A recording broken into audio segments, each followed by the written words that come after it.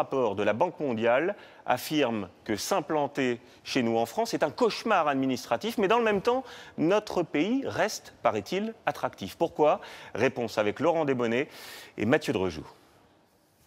Le parcours du combattant, des autorisations administratives, des déclarations d'activité et des permis en tout genre. Selon la Banque mondiale, en France, c'est pire qu'ailleurs pour les entreprises qui veulent s'implanter. D'abord, 7 jours de démarche pour enregistrer sa société, il n'en faut que 3 à Singapour. Puis en moyenne, 184 jours pour obtenir un permis de construire, bien plus qu'aux États-Unis. Beaucoup d'attentes également pour être raccordé au réseau électrique, 79 jours contre 17 en Allemagne. Et quand enfin la production commence, il faut 9 jours pour obtenir une autorisation d'exporter. C'est beaucoup plus rapide, par exemple au Danemark. Résultat, sur le podium des pays les plus accueillants pour les entrepreneurs, on trouve Singapour, Hong Kong et la Nouvelle-Zélande. Très loin derrière, la France arrive 34e.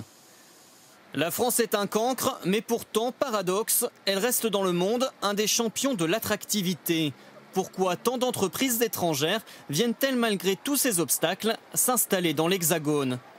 Exemple en région parisienne. C'est ici qu'une société italienne a implanté son centre mondial pour la fabrication de pacemakers. 500 employés, la plupart français, et 250 millions d'euros investis en 10 ans. Le PDG aurait pu construire ce centre près de son siège à Milan, mais il a préféré la France. Il y a en France d'excellents ingénieurs, d'excellentes équipes médicales et de recherche qui, dans la combinaison, fait l'innovation et crée l'innovation dans notre domaine. Si cette entreprise est venue en France, c'est aussi pour les aides publiques, comme le crédit impôt recherche, ou pour les infrastructures de transport. Autre point fort, évoqué par des dirigeants américains dans une enquête récente, la qualité de vie en France. Tous ces atouts font donc vite oublier les difficultés d'installation. Selon les chiffres d'une agence de l'ONU, parmi les pays qui ont reçu le plus d'investissements étrangers au premier semestre cette année, la France arrive en 4e position, derrière la Chine, les États-Unis et Hong Kong. Et voici justement une preuve